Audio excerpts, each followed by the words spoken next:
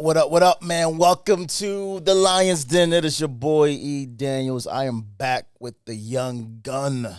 Davier Lamar is in the building. Wait, why'd you have to say your middle name like that? It just felt right. Did it I don't really? know. I mean, I think we're the only podcast in history that do 2 episodes. In and 18 then disappear. months? And then disappear for like 2 years. Yo, man. Our last podcast we did was February of 2022. A lot of things have changed. Yeah, you were just going through puberty at that time. I don't know. No. I don't know if it's been that long. Has it been that long? Yeah, I think I've developed way before then. That but must be nice. It's a lot of things have changed. If no one has seen you since the last time, yeah, then they see some more hair. I got more. Wait! Don't do on that. your head. Okay, on Yeah, my head. yeah. Yeah. How about you? You have more hair on your face. I do. Yeah. I do. Yeah. Are Yeah. you letting your beard grow for like some reason? I'm trying to get like you. Don't do that. So You know I'm what? trying to. I appreciate that. The fact that you said that, See? I really appreciate that. Yeah. Except there's a few spots that I want to avoid for the time being. That's what happens, man. You go through a pandemic. You come out scathed. Yeah. Still trying to live life. Yeah. But look, man, we got a father and son podcast, man. We do. Do you want to remind people why we do this? I think you should. You're I more should. educated than I am. I don't know about that. I always thought it would be dope to be able to give people a picture of like what father and son relationships look like. Yeah. What they should look like. I think we spend too much time talking about like the absentee father, how that impacts sons, but not enough time on like what does it look like when a relationship is done well. Yeah.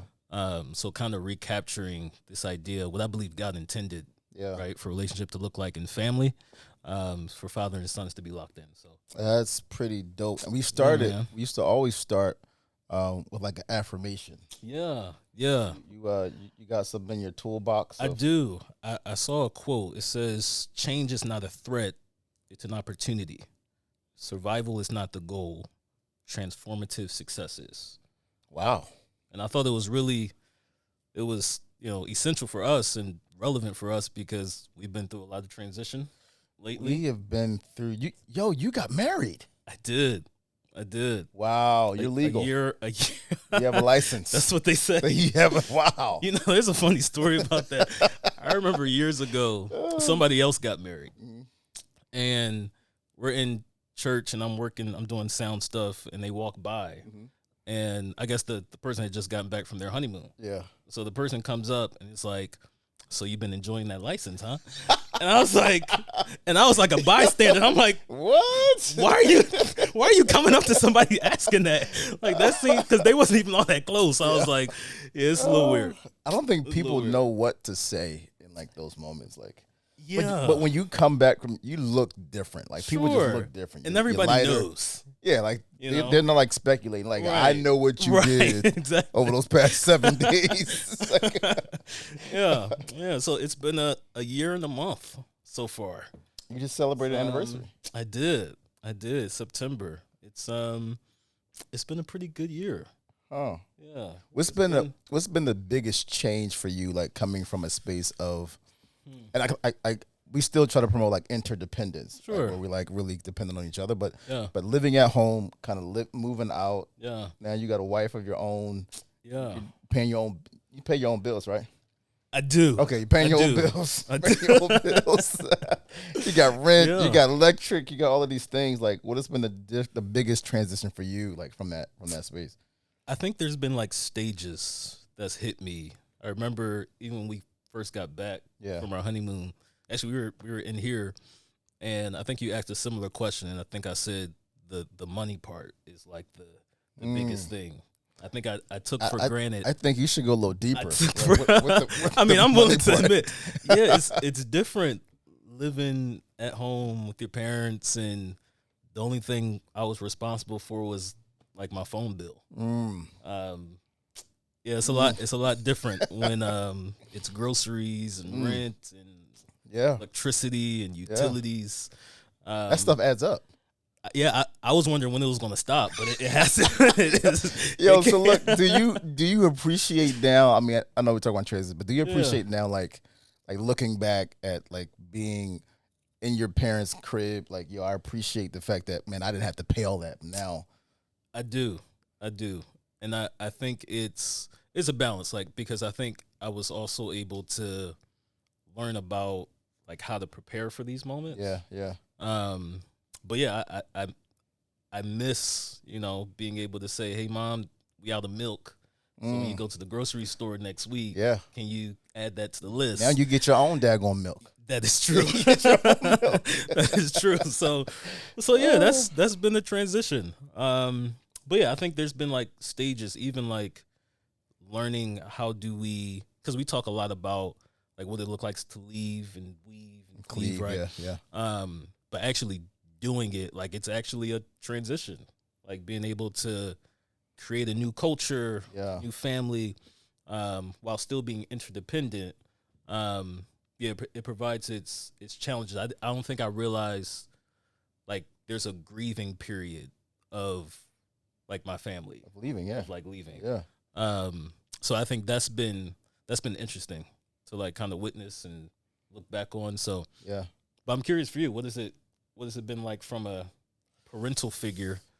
You know, it's crazy. I was just talking to mom and the girls about this the other day. You had the back room, and the back room was clear for like one day. That is true. And then we, had somebody else move in the back room.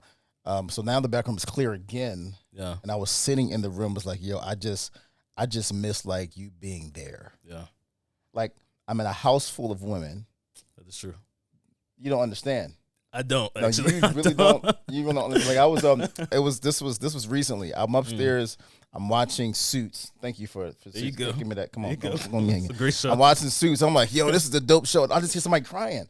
I thought somebody fell. You got stabbed or shot. Right. And I walked downstairs. It's like, oh, I'm just going through. Like nothing happened. Like I don't understand. So I go back upstairs. I said, I don't know if I can do this right now. So I went to the bathroom, washed my face, came back downstairs. Hey, everything all right? So I miss just the male companionship. Of like being in the house, of like being able to go to the back room, like, hey, what you doing? Right. Let me hide in here for a couple of minutes. You know what I'm saying? Before I got to go back out to the real world. Yeah. But I think the transition for me it's been challenging only because like I know you're close, but you're not here. Yeah. You know what I'm saying? So it's like I can pick up the phone and call you, or I can FaceTime you, but I can't go into the back room and like you're either sitting on the bed or at the desk or working on music, whatever you're doing. Yeah. So I think that part for me is it took a toll mentally, like how to now shift and pivot. And here's the thing, like, and give you space. Sure. You know what I'm saying? Like this whole year, like being able to give you space as an adult, and like you're a married man now. So like honoring your marriage, like, and I could just like show up to your crib as much as I wanted to, but I was like, no, I want to give them space. So I think using some restraint in some of those spaces has been kind of the biggest transition for me. Yeah. It's funny that you mentioned that the back room, because I remember it was September 7th. So I got married September 8th. Yep. September 7th, we were sitting in an empty room on the floor. On the floor, man. The night before. You know what that felt like? It felt like a Cosby's moment. Really? Like we were sitting there like a Cosby's moment. We sitting there just sitting talking about life and stuff. But it was so dope, though. Yeah. Yeah, I thought of the Fresh Prince. Last episode. Oh, yes. He walks in. The Jones are empty. Like, But it's been a really good year. Learned a lot, still learning. Yeah. But I think like more and more I'm being reminded of like the seeds that were planted growing up, things that are like helpful and effective for me now. So it's been a dope year. But you've had some exciting things happen within this last year as well. Yeah. Yeah.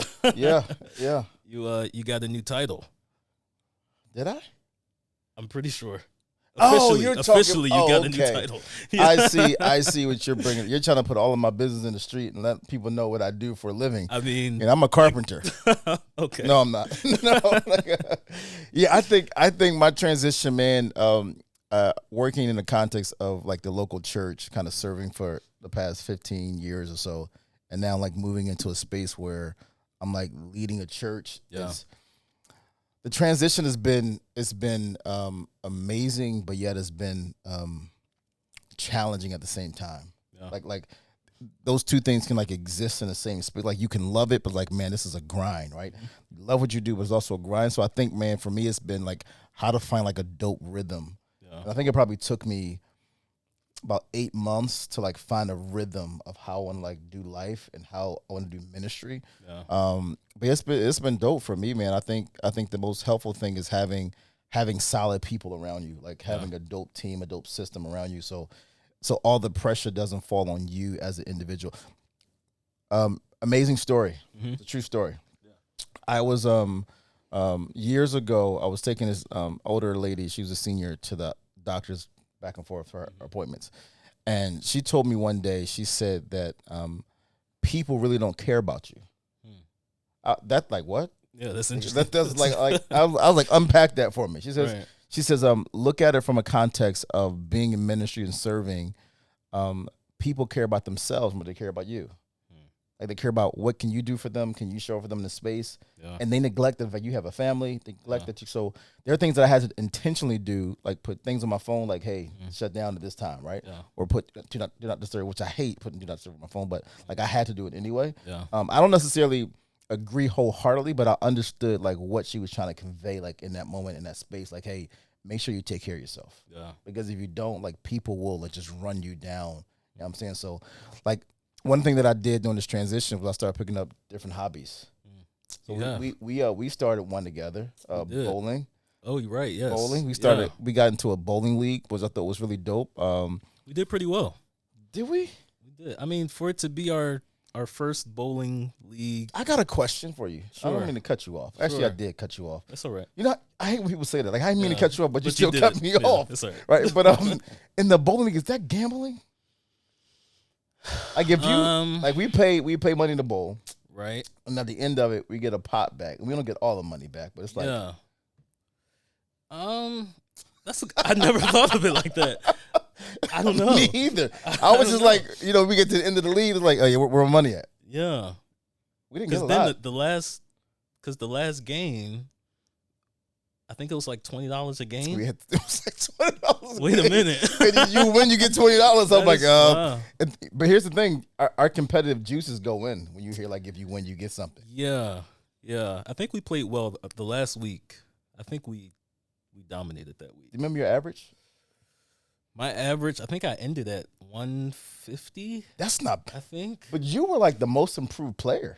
I mean, I had the most room for improvement. So like before we did the bowling league, like I didn't really bowl. You did not. I remember your first week. Yeah, it was rough. You want me to tell you what I was saying then? What's that? I was oh my gosh, why did I let him I love him. Imagine what I was like, I'm out here embarrassed. He's not that good. My dad is not proud of me right now. Because I started the bowling league started in May or June. It was might have been in the May. Yeah, and I started like taking bowling seriously in like March, and like actually going to practice, and so I think my average started at like. You want to say that 115, 120. I don't have no shame. You're being really generous. I don't have no. You think it was less than that? I think it was a little. I don't think it was less than that. I don't think it was less than that. It was between 100 and 120 for sure. That's generous. Wow, you trying to play me? I'm not. In front of all these people. I remember. I was there. I was there. I was sitting there like, oh man, I love him so much. Well, listen, no matter what it was, we ended at 150. You killed it. And there's a message in that. Oh, it doesn't matter where you start? Come on. It's not where you finish. It's about where you finish. I got the 150. So, but yeah, you're like a professional. No, don't say that. You are. Don't say that. I've had a few 200s in there. I had a few 200. Well, it's only by the grace of God. Oh, gosh. Here we go. That's that good. Here we go. But I've had a lot of practice. So when I started bowling, I picked it up as just a hobby. You did. You've been bowling for a while. But here's the thing: when I get into things, I'm all the way in. You are, and you know that about me. You are. Yeah. So I said I want to bowl. I went and got a ball, a bag, some shoes, some apparel. You did. Because I want to look the part. You did. I started fishing too. Which I was about to say, which parlays to that. You've gone all the way in. That was a great word. Say that word again. Parlays. Parlays. Yeah. Wow. That's all right. You learned that at Eastern University? Oh, Villanova? Probably one of those. One of those schools. Yeah, smart dude. Yeah. But yeah, you've been fishing. I've been fishing, man. I picked it up. Yeah. It's been fun. What's fun about it for you? I think it's just therapeutic. And the thrill of throwing your rod into the water, waiting for something to catch, and then the thrill of when you feel that thing tugging and reeling it in, like, come here, I got you. Yeah. It reminds me of the game Mortal Kombat. Get over here. Who was that? Scorpion? It might have been. Yeah, I don't know. It might have been. Yeah, but it's therapeutic. Like, there are times where I'll go and I'll take my headphones and I'll go into like a bigger pond where the intention isn't to catch a whole lot. Right. It's just to enjoy nature, right? So I'm listening to music, maybe the Bible app or whatever, and I'm just sitting in my chair chilling. Yeah. It's fun. I've been a few times with you. How did you enjoy that? I enjoy it a lot. Did you really? Yeah. I couldn't tell if you actually enjoyed it. Really? I thought you were there because I invited you. Yeah. And I invited like the whole family. Sure. And you didn't want to be like, no, I ain't gonna make it.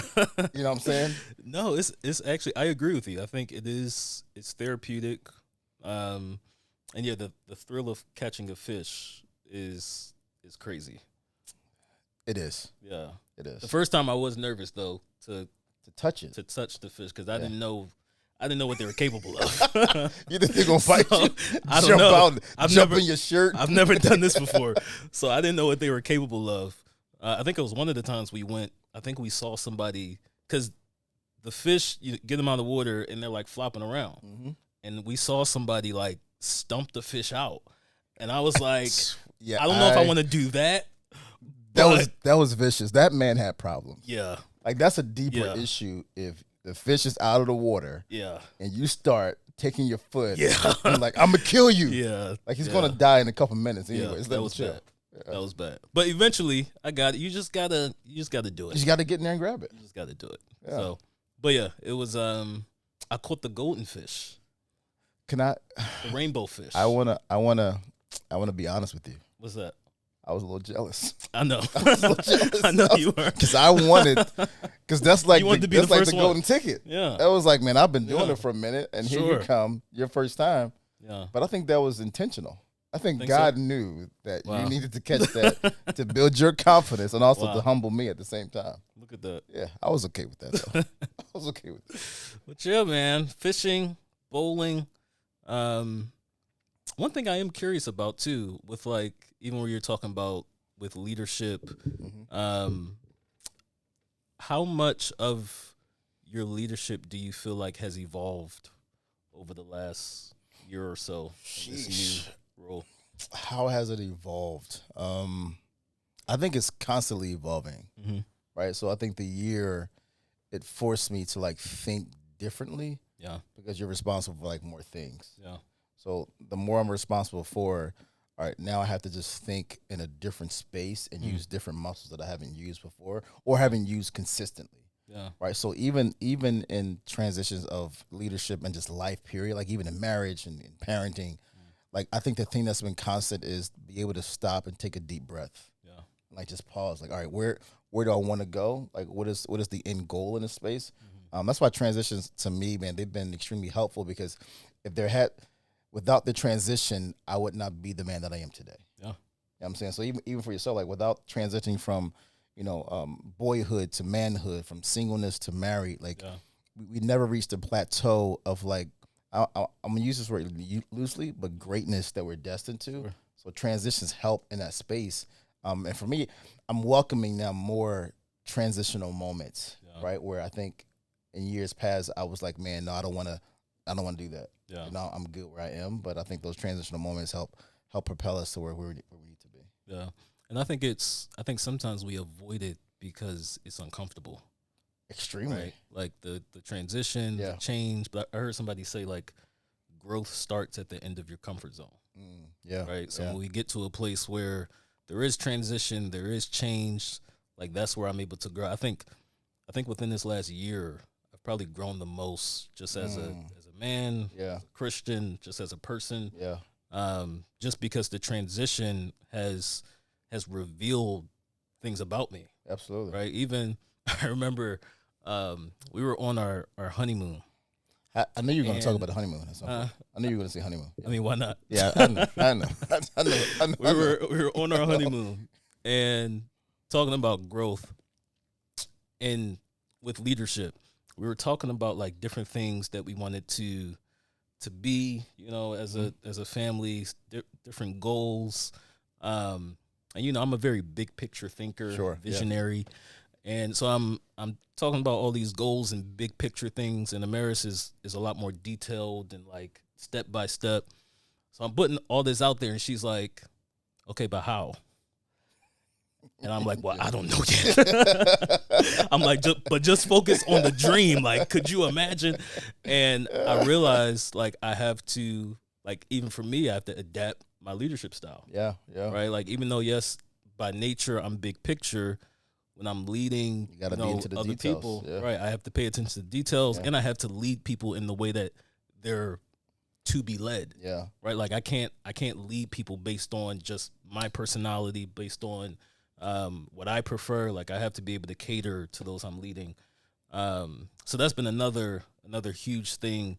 Like the two becoming one is like serious. Yeah. Like being able to truly mesh the two.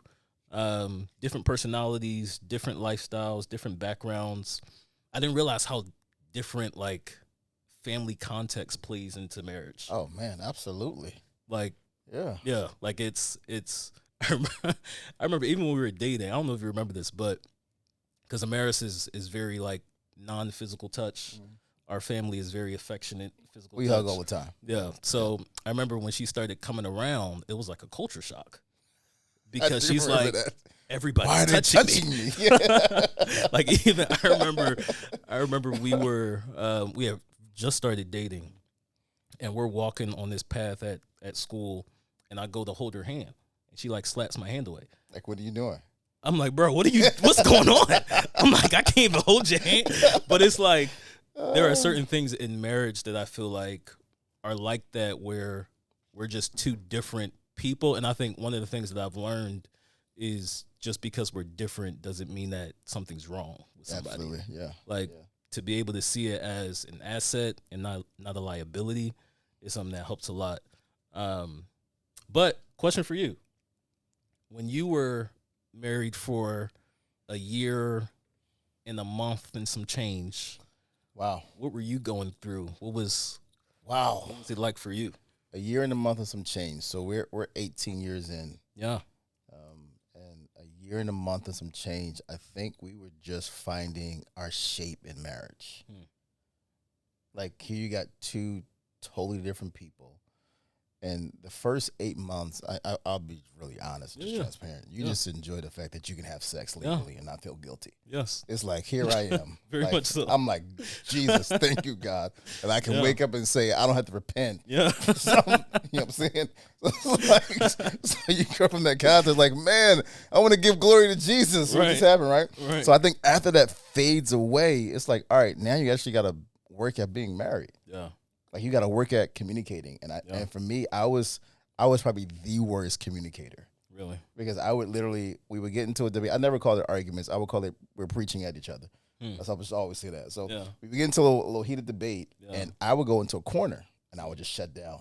Yeah, because historically, that's what I have seen in marriage, and that's what I've seen even before me. It's like, no, you don't confront. You shut down, and you don't deal with the issue. You don't deal with your hurt, and then when it festers, then you talk about it. Right. So I think for that first year, the first couple months, you're enjoying the benefits of marriage, but then it's like, all right, I really got to work on some of the things that I need to develop and grow in. And there's no greater picture in marriage than your wife. Yeah. Like she's like a revealer of all of the things that you like.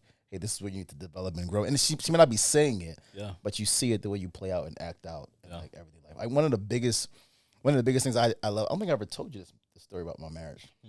So we got married, and one of the first things I did, is I bought like 8 boxes of cereal. I do remember that.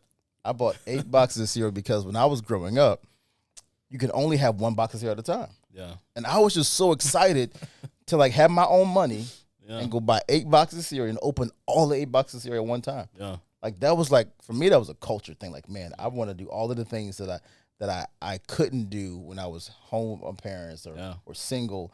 I stopped eating bologna. Really? Oh my God, bologna! Bologna. I don't know if our audience understands bologna and liverwish. Wow. Like, bro, we used to have. I can't even tell you what a liverwish is. I don't know where it came from. It was this nasty meat that was like, it was like soggy socks. Like we have liverwish sandwiches, and you didn't. I wanted to do all that I could do so that you didn't have to experience some of these things. I don't know that context. Like you probably heard of a wish sandwich. Oh, you wish you. I wish I had some cheese and some meat. So we used to take bread with lettuce and tomatoes and some mayonnaise and have a wish sandwich. Wow. I'll never forget, man. I got in trouble once.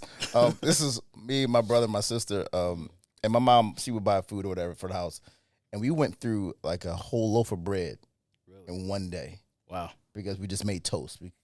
Wow. We just had toast. That's a lot of toast. Toast and butter. That's a lot of toast and a ton of butter. Like, yo, like that's the type of space. Wow. So when I got married, bruh, yeah, I had all the finer things in life. I tried to get as many, none of that save a lot, none of that. Yeah. No. Take me to Acme. Well, take me to Pathmark. I want to get the name brand cereal this time. Wow. That was a transition. That is a transition. That's a transition, man. That is a transition. Which reminds me of you talking about like I didn't have to experience that stuff, thank God. It brings us to we have matching dog tags. Is that what that is? I think. Yeah. You got that for me for my birthday? Yeah, for your birthday. How old are you now? I am 24. How old are you? You know what's crazy? What's that? If you flip the numbers, we're the same age. That is true. You're 42. You didn't realize that. I didn't. See, I don't know if people think like that. I do. Yeah, that means you have higher thinking. That's what that means? Sure, we'll say that. But yeah, 42. 40. You know what's crazy? So growing up, I always thought like 40 was old. It's now not that I'm 40, old. It's not old. It's not. Like I'm young. You are. Yeah, I was in a basketball league.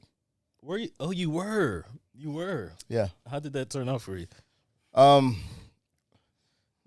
Which version of the story do you want?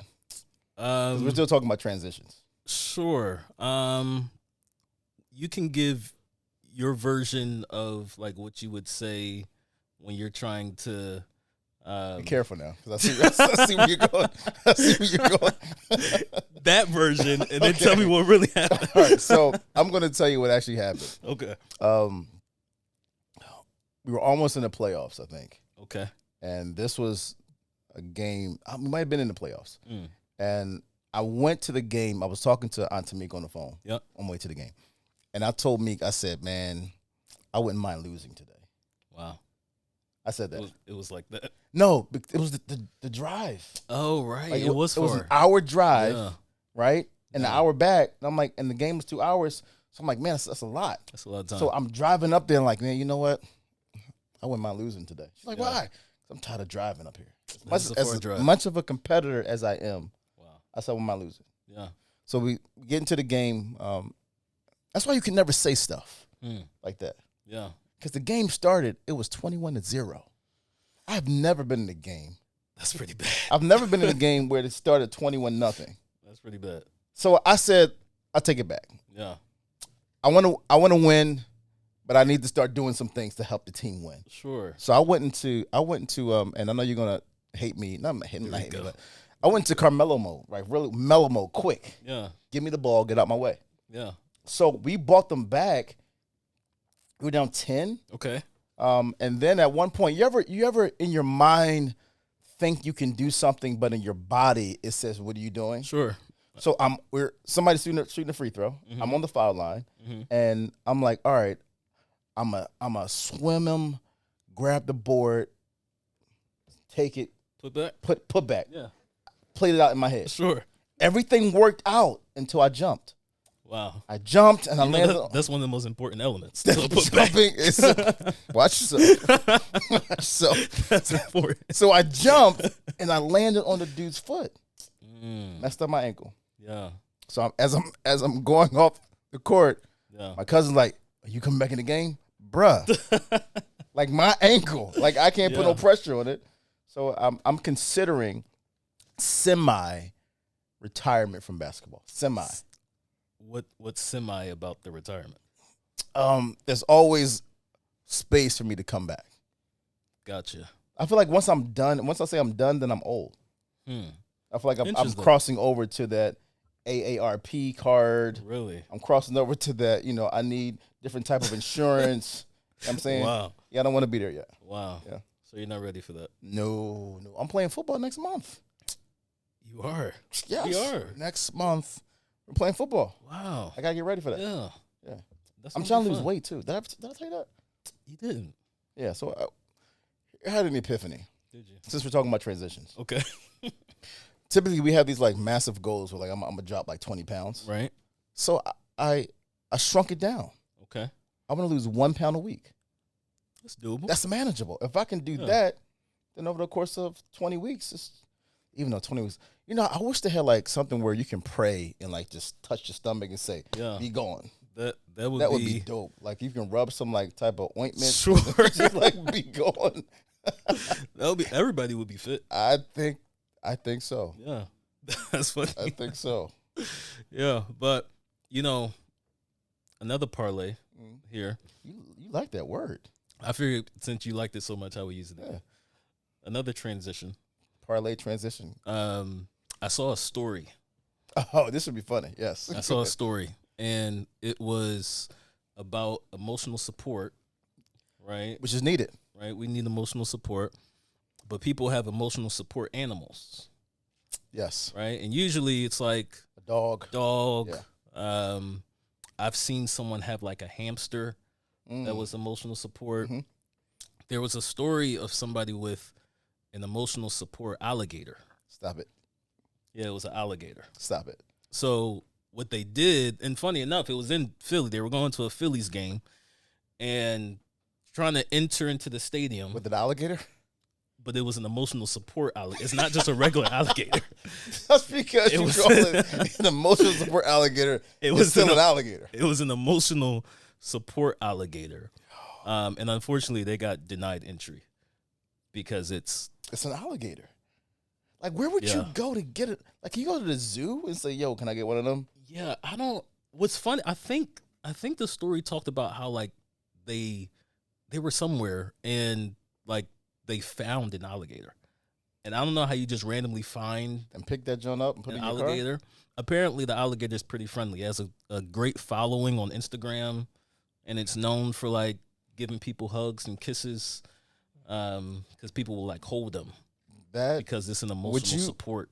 You keep saying emotional support. That's an important element to the story. It's not just an alligator. There's a difference. It's an emotional support alligator. Yeah, because the alligator, they also said, is never like bitten anybody. Or I don't believe that. That's what it said. That's a lie. That's what it said. So if you go and touch it and grab it, I'm not saying I would. Yeah. I don't even like when I'm not really a dog person. Really? Right? Yeah, I've had some bad experiences. But aren't you getting a dog soon? No, we are not. Oh, I thought I heard that you guys were getting a dog. The deal is that if we get a dog, we have to get a cat. Oh, no, cats are sneaky. And, Amaris wants a dog. But she also... you want a cat? I don't. She just really hates cats. Oh, you were vindictive. You were like, yo. So I said, hey, if you want a dog, I don't know if this is a great, marriage technique. But you want to get a cat. I said we gotta get a cat. Something that you hate. Yeah, that's probably not the best. It's not. But I'm still growing. Growing and I appreciate you saying that. I appreciate you saying that, man. But no, I wouldn't. Oh yeah, I don't even like when like, you go over somebody's house and they got a dog, and they're like, it's okay, he don't bite. That's a lie. It's like, yeah, I don't believe you. I've seen a dog eat food. He bites food. Yeah, or another line is like, don't, like, you got to pet him because he'll sense your fear. And I'm like, or you can just put him away. Why are we going through all of this? Just put them away. I don't care how friendly, whatever the dog named Pookie is. I don't know, but yeah, I don't want to deal with that. But yes, emotional support alligator. Wow. So yeah, that was an interesting story I came across. That is very. Hey, look, man, this has been a first or a great first back at it episode. Yeah, we're back. We're back. Are we doing this for real? I think so. But you're busy. You're a lot busier than I am. But you're married. So are you. And you got kids too. I do have kids. Yeah. But you're my number one. Wow, look at that. Come on. We got it on camera. Can you edit that when you get a chance? We got it on camera. I've been telling y'all for years that I'm the favorite. I didn't say you're my favorite. I said you're the number one. You're right. I was the first. You're the first. We're back at it. The Lions Den, man. This is your boy E.Daniels with the young gun. Davier. We back. See you guys next week. Peace.